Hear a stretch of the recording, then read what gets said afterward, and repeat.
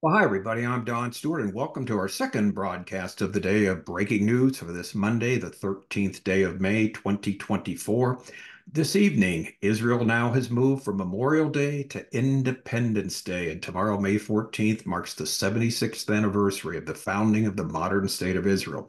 Now, we're going to look at the miracle of Israel's rebirth tomorrow, but there is much going on right now that has implications for last day's Bible prophecy, things that have happened since we last talked to you. This includes Netanyahu vowing the war to continue, while Hezbollah vows that Israelis will not be able to return to the northern part of the country if the Gaza war continues on.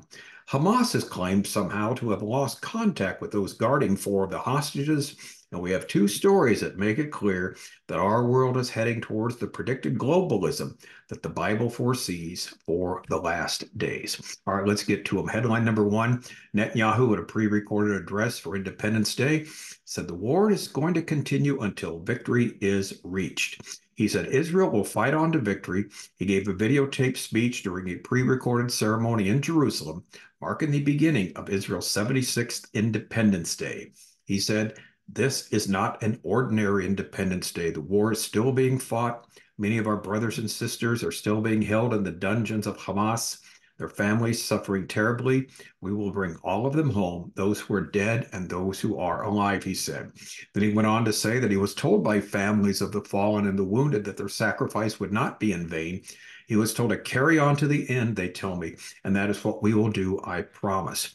Now, on Sunday, yesterday, Netanyahu said that for the foreseeable future, the Israeli military will have to keep an overriding security responsibility in Gaza to prevent the resurgence of terrorism. See, people keep asking, what are you going to do afterwards, the day after the war? And he says, well, for now, we have to have a military presence there for the security responsibility. The military of Hamas has to be wiped out. The ability to do what they did on October 7th or anything near that has to be eradicated. And until that's done, we can't think of or talk about what's going to happen afterwards. Even though the United States, Anthony Blinken, has been running around saying, we haven't heard anything. We don't know what they're going to do afterwards. But let's see what they're going to do right now. And this is the most important thing, to rid the military encampment that Hamas has there against its own people, against Israel, of just causing problems for year after year after year right on their border.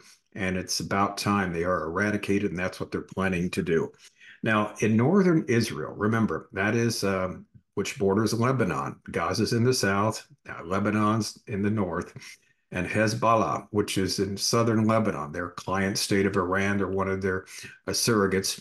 Hezbollah, again, their chief Nasrallah today said that the Iran-backed Hezbollah terror group in Lebanon that said that the residents of northern Israel would not be able to return home for the start of the next school year if their government pressed on with its offensive in the Gaza Strip. The link between the supportive Lebanese front and Gaza is definitive, final, and conclusive, he said. No one will be able to delink them. So he says their fighting in the north coincides with the fighting of Hamas in Gaza. We know that because Iran's behind both of them. Now, there's about 100,000 Israelis who have lived in the north, who live in the north, and fled their homes starting October 7th with the fighting that's gone on from Hezbollah. They've been, shooting missiles there, drones, rockets, whatever, since the 7th of October in concert with Hamas, although they haven't come to a full-scale war yet.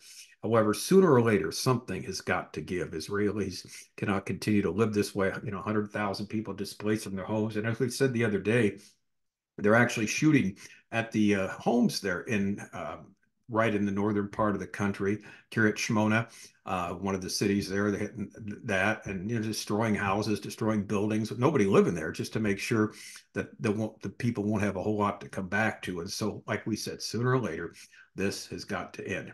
Now, our third story: Hamas, this is interesting, says it lost contact with guards holding four Israeli hostages. Hamas's military wing said on Monday it has lost contact with militants guarding four Israeli hostages, including U.S. Israeli citizen Hirsch Goldberg Polin, because of the Israeli bombardment of Gaza over the past 10 days.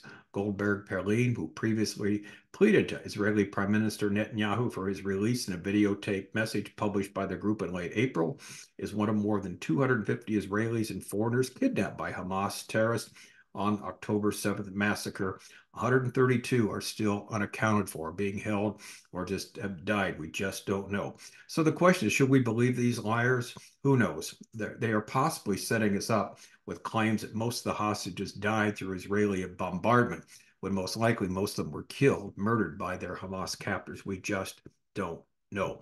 Now, these three headlines continue to illustrate the precarious predicaments that Israel continues to find itself in as we move closer to the end of the age. They include sign 6 of our 25 signs. We're near the end. Israel will be in the world spotlight. They certainly are every day. This was predicted by scripture. And number 7, there'll be a continual search for peace in Israel. They've been searching for it since the modern state was reborn in 1948, 76 years now tomorrow. Yet they're no closer to it than they were 76 years ago. And this is what the Bible teaches. Now, we have two other stories, sort of off the Israeli subject, but that illustrate what the Bible has to say about what our world will be like in the last days with respect to the idea of globalism. Headline 4, Nigel Farage launches a campaign against pandemic treaty and to take back control from the World Health Organization. We've talked about this before. Nigel Farage was the man who led the Brexit situation there in the UK a number of years ago. He was the leading force. He has now vowed to lead the charge against the mission creep of the WHO, the World Health Organization, joining a campaign to take back control from the globalist institution as it pushes for an international pandemic treaty. Let's say that again, an international pandemic treaty. We've done this before. We always have new people watching. Basically, and here's what they're proposing, he says, a pandemic treaty that would be legally binding on all 194 member states and is pushing for mandatory lockdowns and vaccinations. Farage says, I have joined forces with Action on World Health to fight back, he wrote on social media. The WHO can be a force for good in the world, but only if it returns to its noble principles and core objectives. Its role should be to share information, provide guidance, not dictate policies, he added in a statement. It must reform to respect national sovereignty, stop interfering in people's lives, and abandon the frankly terrifying pandemic treaty. The WHO can no longer ignore the growing dissatisfaction from people across the world. It either reforms or countries must leave it altogether. Mr. Farage has warned that the pandemic treaty would enable the WHO to decide when a pandemic is declared and tell governments when to lock down. That is scary. And this is exactly the type of globalism the world foresees, the Bible foresees in the future of our world, falling into the category of, of these different groups, not just individual sovereignty of countries, but globalistic one world groups that basically have control of everybody on planet Earth. We know that's eventually going to happen with the final Antichrist being able to take control. According to the book of Revelation, chapter 13, no one will be able to buy or sell without his mark on their right hand or on their forehead. And that assumes a globalistic control of the monetary system, obviously, to be able to force people not to have any commerce, buying, selling, unless they take a certain mark. And of course, it has the ability, it has to have the ability to be monitored. And that's where we're at right now, again, in our world with the digital technology. So the WHO, wants to just control when they call a pandemic, what they call a pandemic, when to lock down, when we have to mask up and such like. In other words, to control our lives. But that's not all. Headline number 5. Apple reportedly near deal to infuse Chat GPT into iPhones. Again, we're not making this stuff up. Apple is nearing a deal with Microsoft-based OpenAI to infuse its large language model known as Chat GPT into future iPhone operating systems, according to Bloomberg, citing sources familiar with the discussions. The two sides have been finalizing terms for a pact to use Chat GPT features in Apple's iOS 18. The next iPhone operating system, said the people ask not to be identified because the situation is private. Apple also has held talks with Alphabet Inc.'s Google about licensing that company's Gemini chatbot. Those discussions haven't led to an agreement, but are ongoing, and that's from Bloomberg. Now, Bloomberg reported a few weeks ago that the discussions with OpenAI had intensified. In a note to clients on Monday, Wedbush analyst Daryl Ives said, Expect exclusivity around a number of advanced open AI features on the iPhone that Apple will build around a broader AI strategy on iPhone 16 and the iOS, that's its operating system. Last May, Apple CEO Tim Cook expressed cautious optimism about the proliferation of artificial intelligence services hitting the market, indicating that there are a number of issues that need to be sorted. We've obviously made enormous progress integrating AI and machine learning throughout our ecosystem, Cook said, adding, "We have weaved it into its products and features for many years." News of Chat GPT potentially being added to iOS 18 comes ahead of Apple's annual Worldwide Developers Conference next month, where artificial intelligence is expected to be a significant focus of the events. In markets, shares of Google in pre-market trading fell nearly 2%, while Apple shares were higher by more than 1.5%.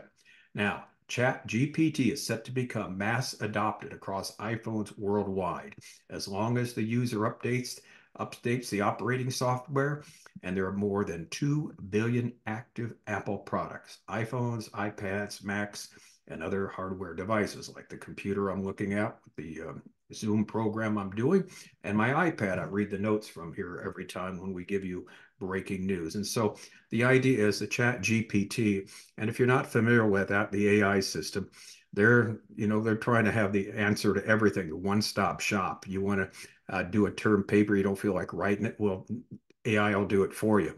You want to don't read a book, but you want to know what it's about, they'll give you a summary of it, and so it's basically one-stop shop for all the answers here. Whatever question you have, the final source, kind of like the Bible is to us, but this is where they're going to. And again, it's for control because the privacy is going out. It's already gone out the window, further going out the window. And they will know everything and anything about us, which they mostly do already. But this is not surprising because sign 13 of our 25 signs, we're near the end, says there will be a one world political and economic system, or globalism. And here's what we've written.